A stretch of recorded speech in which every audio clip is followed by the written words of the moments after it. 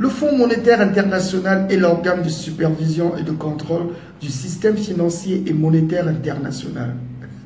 Si je m'arrête là, vous allez me dire, mais c'est quoi cet embrouille?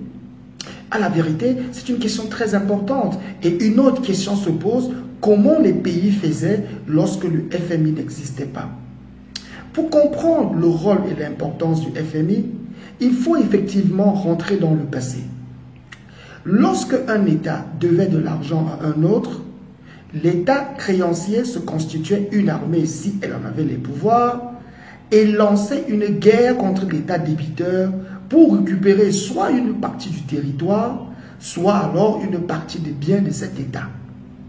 En 1945, lorsque prend fin la Deuxième Guerre mondiale, les Nations Unies, très prévenantes, décident de créer une institution qui va s'assurer que les remboursements des dettes entre les États se font dans la paix.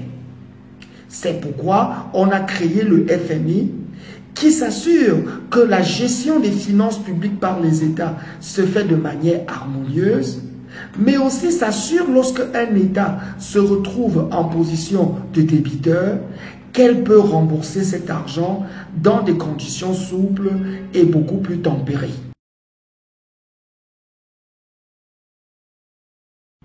Je suis sûr que si la question vous est posée, la réponse sera l'affirmative, surtout pour ceux qui, dans les années 90, ont vécu les programmes d'ajustement structurel.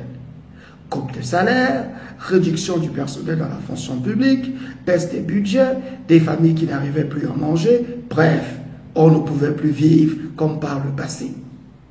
Mais le fait est que peut-être que ce sont les États africains qui aujourd'hui présentent le plus de problèmes de dette extérieure et en raison de leur fragilité ont besoin de l'intervention de l'institution. Il faut noter que l'Afrique n'est pas le seul pays où le FMI intervient. Aujourd'hui encore, il visite de nombreux pays européens et l'Union européenne dans son ensemble. Mais une intervention remarquable du FMI en Europe a été celle qu'il a faite dans la Grande-Bretagne et pas n'importe laquelle, celle de Margaret Thatcher. On l'appelait la Dame de Fer. Mais son pays avait besoin de 4 milliards de dollars pour régler sa dette extérieure et elle n'avait eu d'autre choix que d'aller au FMI. Les analystes de l'institution de Bretton Woods sont arrivés chez elle avec une batterie de mesures, parmi les plus impopulaires. Margaret Thatcher s'en est sortie tant bien que mal.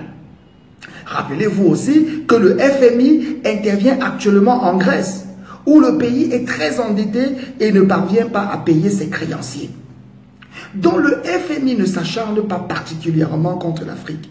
Mais peut-être il se fait que le continent est aujourd'hui fragilisé par une dette importante qu'elle a accumulée et qu'elle n'a pas toujours la capacité de rembourser.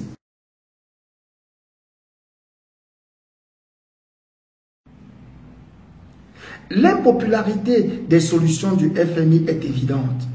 Et aujourd'hui, le sentiment négatif que les populations africaines ont envers les programmes d'ajustement structurel sont une évidence que les solutions du FMI ne sont peut-être pas toujours très efficaces.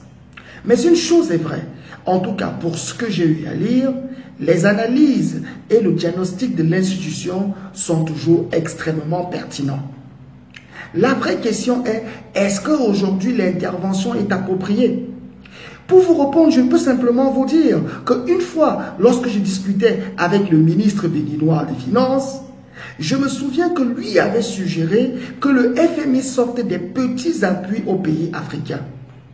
Dans le cadre de ce qu'on appelle le caucus africain, qui regroupe l'ensemble des gouverneurs représentant les pays africains au FMI, ceux-ci avaient exprimé la volonté que l'institution puisse donner beaucoup plus d'argent au continent.